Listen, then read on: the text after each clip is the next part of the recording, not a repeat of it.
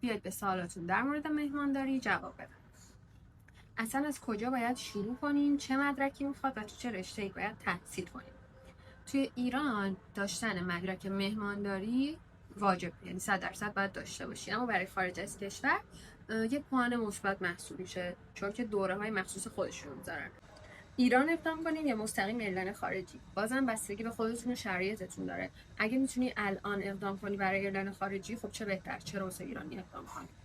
درآمدش به سختیاش میارزه. بستگی داره که چقدر عاشق این شغل باشی. اگر که عاشقش نباشی اصلا نمیتونی دوام بیاری زیر سختی فشار کار و فشار مسافرها و فشار هوا. آیا میشه عمل بینی کرد؟ در رابطه با عمل بینی هم بله. سلام عزیزم، چطوری میتونم خودم رو قوی کنم که بتونم برای قطر اقدام کنم؟ آخه یه بار ریجکت شدم. خواهش میکنم اگه یه بار ریجکت شدین تسلیم نشید، انقدر برید تا قبول شید. من خودم هم همین کار کردم.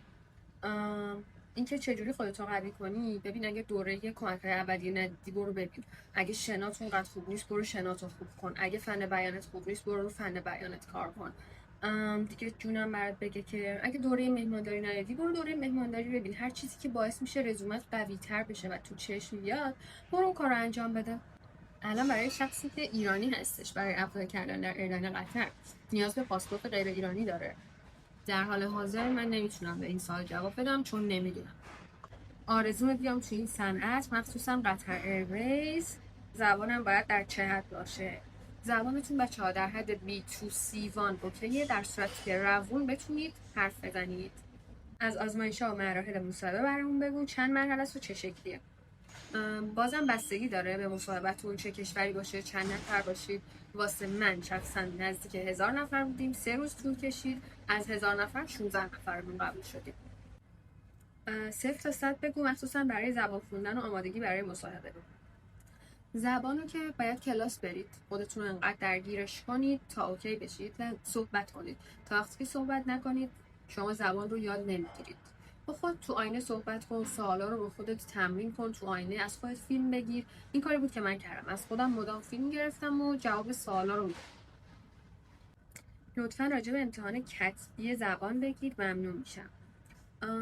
امتحانش واسه من خیلی آسون بود، یعنی کسی که میتونم بگم B2 C1 باشه خیلی راحت میتونه جواب بده و نسبت به مصاحبه امارات زبان قطر خیلی آسون تر بود. خب قطر هنوزم با این وضعیت ممکنه ویزا بده به ایرانیا؟ بچه‌ها این سوالو نه من میتونم بهش جواب بدم نه هیچ کس دیگه، چون واقعا نمیدونیم. امیدوارم که وضعیت درست بشه و ویزا بده. در حال حاضر قطر حتی ویزای توریستی هم به هیچ ایرانی نمیده متاسفانه، اما خب ایشالله که درست میشه. برای زمان آموزشی چقدر باید پول سیو داشته باشیم حداقل؟ بعد لازمه حتما خونه بگیریم یا شرکت میده؟ بچه شما اگر که مجرد باشین شرکت خونه رو بهتون میده، اما اگر که ازدواج کرده باشین یه مقدار هزینه‌ای بهتون میده که بتونید خونه بگیرید با همسرتون. اینکه چقدر پول باید همراهتون باشه برای اون 2 ماه اول خیلی به خودتون و سبک زندگیتون بستگی داره. چطوری از طریق مهمانداری به کشورهای دیگه مهاجرت کردی و تونستی با ایرلندهای خارجی قرارداد ببندی؟ خب شما رزومتون رو باید آپلود کنید و بهتون دعوتنامه میدن و این دعوتنامه رو بچه‌ها به همه میدن، یعنی اصلا سخت نیست دعوتنامه گرفتن. اون قسمت اصلی کار اینه که شما بتونید مصاحبه رو به مرحله آخر برسونی و استخدام بشی.